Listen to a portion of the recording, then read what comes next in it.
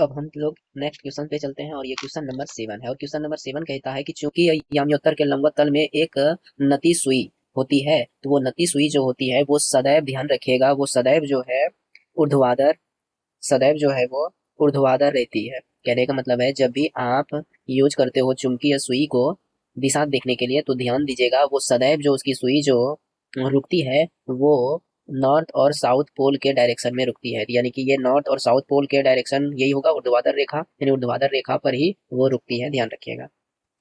ठीक है, तो क्वेश्चन नंबर 7 का आंसर हो गया आपका, क्वेश्चन नंबर 7 का आंसर हो गया आपका ऑप्शन सी। चलिए नेक्स्ट क्वेश्चन, और ये नेक्स्ट क्वेश्चन जो है आपका, नेक्स्ट क्वेश्चन आपका 8 है। और ये जो 8 है, ये 8 है आपका चुंबकीय याम्योत्तर और भौगोलिक याम्योत्तर के बीच के कोण को कहते हैं। तो ध्यान रखिएगा, इसको जो है हम लोग चुंबकीय दिक्पात कहते हैं, चुंबकीय दिक्पात कहते हैं, यानी क्वेश्चन नंबर 8 का ऑप्शन नंबर बी होगा। चलिए क्वेश्चन नंबर 9 देखते हैं। और क्वेश्चन नंबर 9 जो है आपका, ये क्वेश्चन नंबर 9, ये क्वेश्चन नंबर 9 जो है इसमें बोलता है बोहर मैग्नेट्रॉन का मान है। तो ध्यान रखिएगा, बोहर मैग्नेट्रॉन का जो मान होता है वो EH/4πm होता है, ऑप्शन नंबर बी होता है। इसे जो है आपको डायरेक्ट याद रखना होगा। छोटी सी इसकी प्रूफ होता है, लेकिन प्रूफ आपसे पूछा नहीं जाता, इसीलिए जो है हम आपको इसमें डायरेक्ट याद करने बोल सकते हैं कि भाई इसका जो है फॉर्मूला आपको याद रखना है। क्वेश्चन नंबर 10 देखिए। अब क्वेश्चन नंबर 10 में बोलता है चुंबक अनुचुंबकीय पदार्थ की प्रवृत्ति है। तो ध्यान रखिएगा, अनुचुंबकीय पदार्थ की जो प्रवृत्ति होती है वो सदैव स्थिर होती है, क्योंकि जब भी आप अनुचुंबकीय पदार्थ को चुंबकीय क्षेत्र के रिस्पेक्ट में रखते हैं, यानी उसके अंतर्गत रखते हैं, तो इससे जो है कोई भी जो है चुंबकीय मतलब रेखाएं प्रवेश नहीं करती हैं। तो यानी कि ये चुंबकीय क्षेत्र पर तो निर्भर नहीं करेगी, चुंबकीय क्षेत्र पर तो निर्भर नहीं करेगी, इसलिए जो है ये सदैव स्थिर रहती है। ध्यान रखिएगा, ये क्वेश्चन नंबर 10 का जो ऑप्शन है आपका, ऑप्शन नंबर बी स्थिर होगा। ठीक है, अब चलिए next question number 11। Question number 11 जो है ये अनुचुंबकीय पदार्थ के लिए चुंबकीय प्रवृत्ति काई का जो वैल्यू होता है वो परम ताप टी पर निर्भर होगी। तो वो ऑप्शन नंबर याद रखिएगा, ऑप्शन नंबर जो है वो बी है, यानी काई प्रोपोर्शनल हो जाता है 1/t का। ध्यान रखिएगा, अनुचुंबकीय पदार्थ की जो चुंबकीय प्रवृत्ति होती है वो तापमान के व्युत्क्रमानुपाती होता है, अर्थात तापमान बढ़ेगा तो अनुचुंबकीय पदार्थ के चुंबकीय प्रवृत्ति घटती है, ध्यान रखना है। क्यों, चलिए क्वेश्चन नंबर 12। क्वेश्चन नंबर 12 कहता है आपको क्यूरी ताप के ऊपर अनुलव चुंबकीय पदार्थ हो जाते हैं। तो ध्यान रखिएगा, ये ऑप्शन नंबर जो है आपका, ऑप्शन नंबर जो है ए होगा, यानी अनुचुंबकीय हो जाता है। और अगर बोला जाए कि क्यूरी ताप के नीचे लौ चुंबकीय पदार्थ हो जाते हैं, तो वो हो जाता है, हाँ, वो लौह चुंबकीय पदार्थ के गुण को दिखाता है, जो ऑप्शन इसमें नहीं है। क्वेश्चन नंबर 13 देखती है। क्वेश्चन नंबर 13 जो है वो, क्वेश्चन नंबर 13 आपका कहता है कि निम्न में लौ चुंबकीय पदार्थ है। तो ध्यान रखिएगा, लौ चुंबकीय पदार्थ के लिए आपको हम 3 दिए हैं एग्जाम्पल। एक तो दिए हैं आपको हम पहला पहला दिए हैं Fe, दूसरा दिए थे आपको Ni, और तीसरा दिए थे CO, मतलब कि लोहा, निकेल और कोबाल्ट दिए हैं, लोहा, निकेल और कोबाल्ट दिए हैं। और ये तीनों के तीनों जो है बहुत ही इंपॉर्टेंट है, यानी कि क्वेश्चन नंबर जो 13 है, क्वेश्चन नंबर 13 का ऑप्शन नंबर सी कोबाल्ट होगा। क्वेश्चन नंबर 14 यानी कि लोहा का परमाणु है, तो आपको अभी बताएं तुरंत कि इनका 3 होता है लौ चुंबकीय पदार्थ का, और वो होता है आपका लोहा बोले, निकेल बोले, और जो है कोबाल्ट। ये तीनों का तीनों जो है आप आराम से बना सकते हैं। क्वेश्चन नंबर 15 में भी देखिएगा तो ऑप्शन नंबर सी होगा, चूंकि निकेल पूछ रहा है। अब आता है भाई क्वेश्चन नंबर जो है 16। क्वेश्चन नंबर 16 में देखिएगा शैथिल्य को प्रदर्शित करता है। तो वो शैथिल्य को प्रदर्शित करने वाला जो पदार्थ है वो लौ चुंबकीय पदार्थ होता है, इसको भी ध्यान रखिएगा।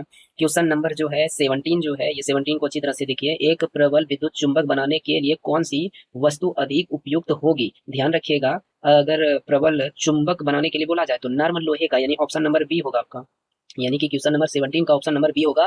प्रबल चुंबक बोला जाए तो नर्म लोहे, और अस्थायी चुंबक बोला जाए तो इस्पात का यूज होता है, लेकिन यहाँ पर आपसे पूछा है प्रबल विद्युत चुंबक, इसीलिए नर्म लोहे हो जाएगा, ऑप्शन नंबर बी।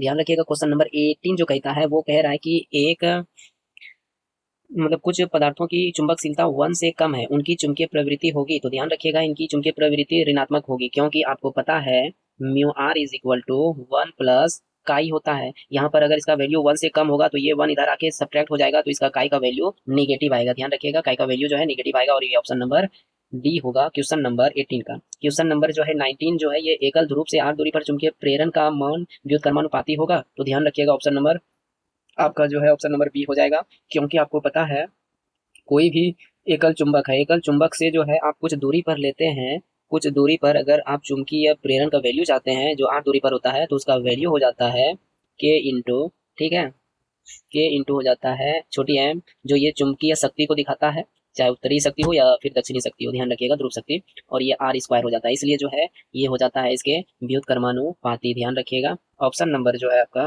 बी सही हो जाएगा 19 का। और क्वेश्चन नंबर जो 20 है, इसका जो है क्वेश्चन नंबर आपका हो जाएगा, बोलता है निम्नलिखित में कौन सही नहीं है। ध्यान रखिएगा, ऑप्शन नंबर तो आपका डी सही है, ऑप्शन नंबर जो है आपका ए भी, सॉरी, ए भी जो है आपका क्वेश्चन नंबर ए भी सही है, डी भी सही है, और फिर जो है आपका क्वेश्चन नंबर बी भी सही है, लेकिन सी गलत है। ध्यान रखिएगा, आपको पता है कि भाई म्यू इज इक्वल टू होता है बी अपॉन एच, क्योंकि आपको ये प्रूफ में हम दिखाए हुए हैं कि भाई किसी भी पदार्थ के चुंबकशीलता किसे कहते हैं, तो बोले हैं किसी भी पदार्थ का चुंबकीय क्षेत्र और चुंबकीय तीव्रता के अनुपात को ही हम लोग बोल देते हैं किसी भी पदार्थ के चुंबकशीलता, ठीक है। तो यहाँ से अगर आप देखोगे ना, तो म्यू नॉट इंटू हो जाता है mu r is equal to, आपके पास आ जाता है बी बाय एच।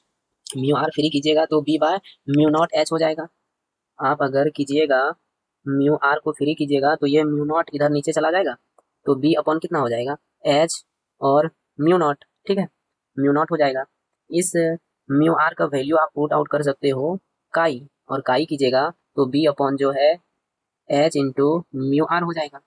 इस एच को इधर गुना कर दीजिएगा तो ऑप्शन नंबर जो है आपका ये निकल जाएगा, बी निकल जाएगा। ये तो जान ही रहे हैं, और सॉरी सी डी तो जान ही रहे हैं, ए भी जान रहे हैं। ऑप्शन नंबर डी जो है, सॉरी सी जो है ये गलत है, क्योंकि सी आपका ऐसा नहीं होगा। देखिए थोड़ा सा सी को भी हम दिखा दूं, और ये जो सी होगा आपका, सी जो होगा वो सी गलत है, क्योंकि देखिए दिखाता हूँ, एक सेकेंड। देखिए, आप म्यू आर बराबर क्या जानते हो, 1 प्लस काई जानते हो भाई, और इसका वैल्यू तो आप ये भी तो लिख सकते हो म्यू अपॉन म्यू नॉट, ठीक है, 1 प्लस काई तो रह गया भाई, म्यू बराबर आपका हो जाता है म्यू नॉट, क्योंकि इसको क्रॉस मल्टीपल कर दोगे तो 1 प्लस काई हो गया।